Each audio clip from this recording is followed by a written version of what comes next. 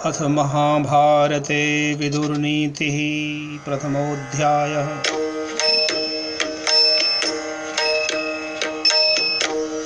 अवतरणिका। पांडवों के वनवास के 12 और अज्ञातवास का 1 वर्ष पूर्ण होने पर जब पांडव प्रकट हुए तब विराट नगर में भावी कार्यक्रम के विषय में मंत्रणा हुई। युद्ध की तैयारियां होने लगीं। राजा द्रुपद ने अपने पुरोहित को धृतराष्ट्र के पास भेजा। उनके युक्त कथन का भीष्मादि द्वारा अनुमोदन किए जाने पर भी दुर्योधन ने उसे स्वीकार नहीं किया। पुरोहित के लौट जाने पर धृतराष्ट्र ने संजय को दूत बनाकर युधिष्ठिर के पास भेजा और कहलवाया कि युद्ध में भीष्मादि को मारकर राज्य भोगने से तो भीख मांगकर खा लेना अच्छा है। इसके उत्तर में युधिष्ठिर और श्री कृष्ण का संदेश लेकर संजय ने वापस आकर कहा कि पांडव धर्म पूर्वक ही अपना राज्य चाहते हैं। यदि उनका उचित भाग उन्हें न दिया गया तो विश्व में भारी अनर्थ होगा। यात्रा में थक जाने के कारण विशेष बातें कल सभा में ही कहूँगा। इन संजय के वचनों से संतप्त धृतराष्ट्र ने महात्मा विदुर को बुलाने का आदेश दिया। वैशंपायन उवाच वास्थं प्राह महाप्राज्यो धृतराष्ट्रो महीपति विदुरं द्रष्टुमिच्छामि तमिहानयमाचिरम्।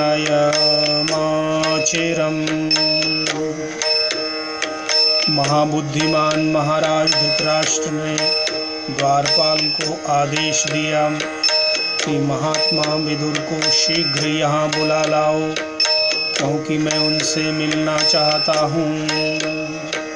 रहितो धृतराष्ट्रेण दूतः क्षत्तारमब्रवीत् ईश्वरस्त्वं महाराजो महाप्राज्ञो दिदृक्षति। धृतराष्ट्र द्वारा भेजे हुए दूत ने जाकर विदुर जी से कहा, हे महाप्राज्ञ, महाराज धृतराष्ट्र आपका दर्शन करना चाहते हैं, कृपया चलिए। एवमुक्तस्तु विदुरः प्राप्य राजनिवेशनम् अब्रवीत् धृतराष्ट्राय द्वास्तं मां प्रतिवेदय। राजदूत का वचन सुनकर विदुर जी राजभवन में पहुँचे और वहाँ द्वारपाल से कहा कि राजा धृतराष्ट्र को मेरे आगमन की सूचना दो। द्वास्त उवाच विदुरोऽयं अनुप्राप्तो राजेन्द्र तव शासनात् द्रष्टुमिच्छति ते पादौ किं करोतु प्रसाधि माम्। द्वारपाल ने धृतराष्ट्र के पास जाकर कहा, हे राजेंद्र, आपके आदेशानुसार महात्मा विदुर उपस्थित हो गए हैं। वे आपके चरणों का दर्शन करना चाहते हैं। मुझे आज्ञा दीजिए कि वे क्या करें। धृतराष्ट्र उवाच प्रवेशय महाप्राज्ञं विदुरं दीर्घदर्शिनं अहं हि विदुरस्यास्य न कल्पो जातु दर्शने।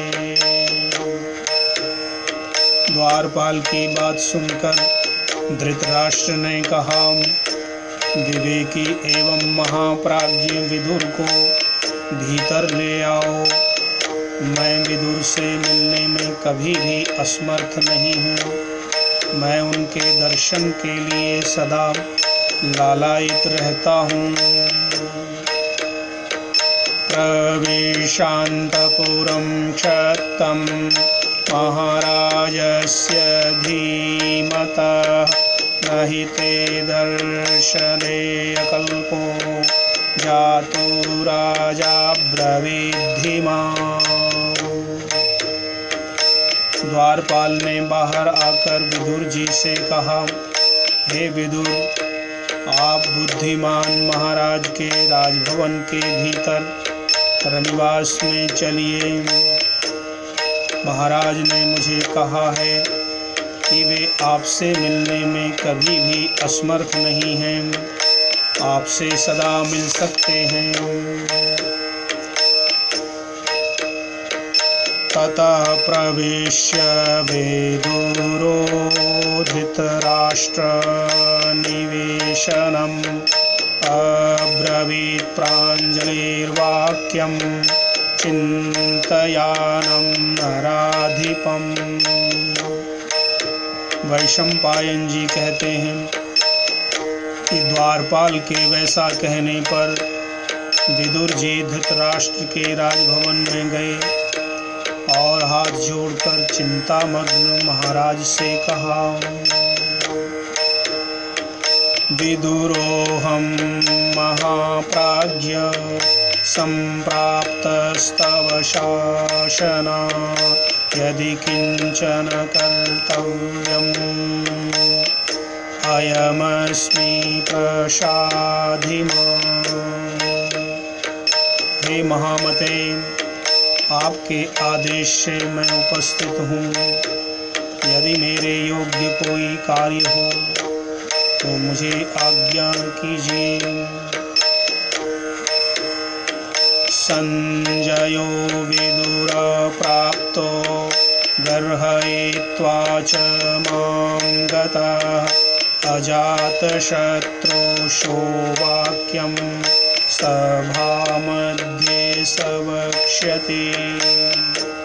धृतराष्ट्र ने कहा, हे विदुर, पांडवों से मिलकर संजय वापस आ गया है और मुझे ही बुरा भला कहकर चला गया है।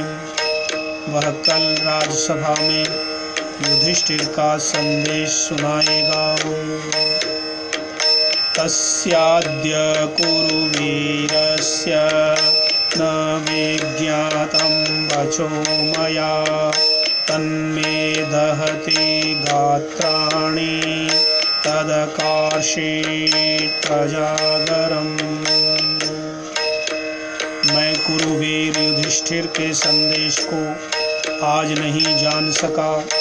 यह बात मेरे तनमन को जला रही है और इसी से मुझे प्रजागर निद्राहीन कर दिया है। जाग्रतो दह्यमानस्य श्रेयो यदनुपश्यसि तद्ब्रूहि त्वं हीनस्ता धर्मार्थ कुशलो यसि। हे भाई, मुझे जागते हुए और चिंता से व्याकुल का जिस बात में कल्याण हो वह मुझे बताओ, क्योंकि हम सब में तुम ही धर्म और अर्थ राजनीति का प्रवचन करने में कुशल हो। यतः प्राप्तः संजय पांडवेभ्यो न मे यथावन्मनस प्रशान्तिः सर्वेन्द्रियाण्य प्रकृतिं गतानि किं वक्ष्यतीत्येव हि मेद्य चिन्ता।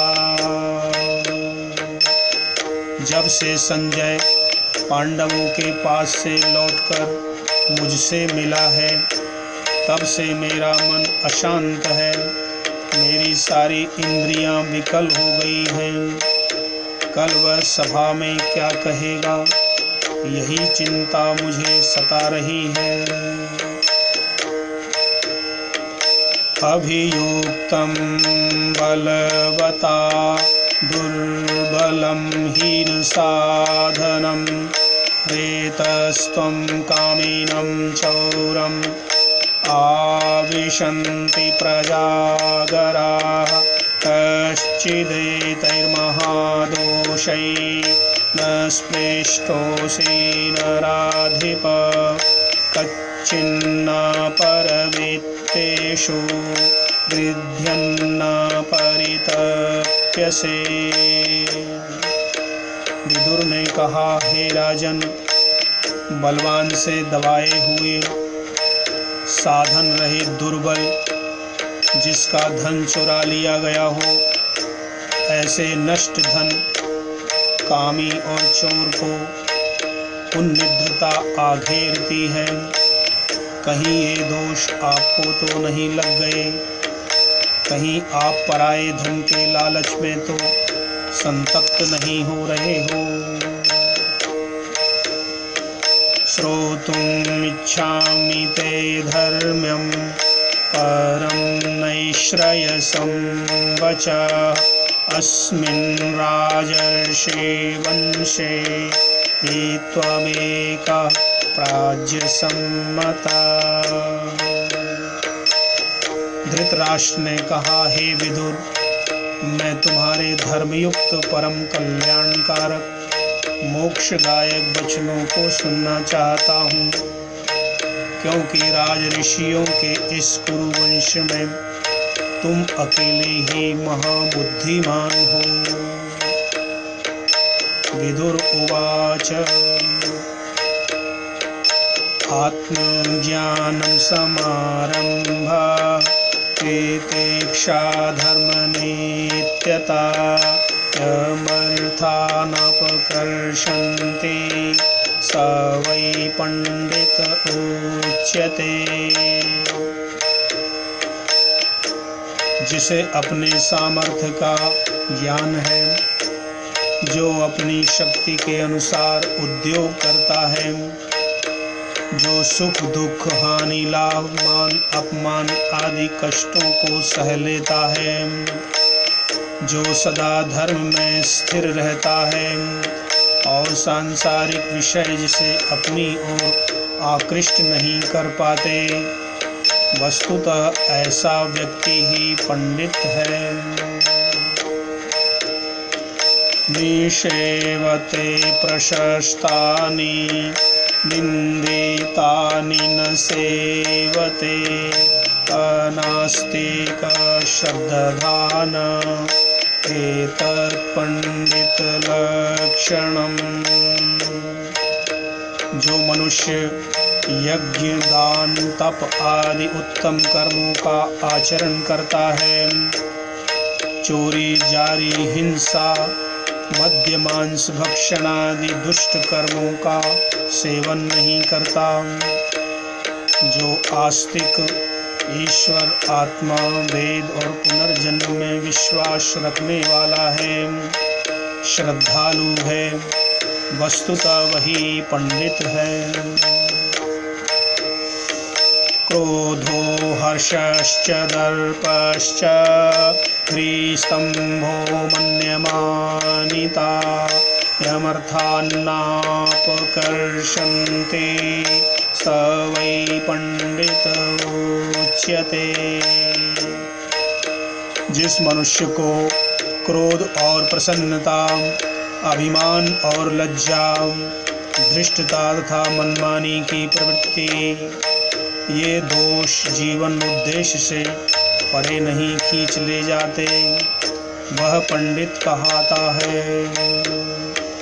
यस्य कृत्यं न जानन्ति मंत्रं वा मंत्रितं परे कृतमेवास्य जानन्ति स वै पंडित उच्यते। जिस व्यक्ति के भावी कार्यक्रम को और गुप्त रूप से विचारी हुई मंत्रणा को शत्रु लोग नहीं जान पाते, उसके किए हुए कार्य को ही जानते हैं, वही पंडित कहलाता है। यस्य कृत्यं न विघ्नन्ति शीतम् उष्णं भयं रतिः समृद्धि असमृद्धिर्वा स वै पंडित उच्यते। सर्दी गर्मी, भय और प्रीति, संपत्ति और दरिद्रता, ये सब जिस व्यक्ति के भावी कार्यक्रम में बाधा नहीं डाल सकते, वस्तुतः ऐसा नरपुंग भी पंडित कहलाता है। यस्य संसारिणी प्रज्ञा धर्मार्थौ अनुवर्तते कामादर्थं वृणीते यः स वै पंडित उच्यते। जिस व्यक्ति की संसार में विचरण करने वाली अस्थिर बुद्धि भी धर्म और अर्थ के अनुकूल चलती है, और जो विषय वासना का त्याग करके धर्म रूपी प्रयोजन का वरण करता है, वही पंडित कहलाता है।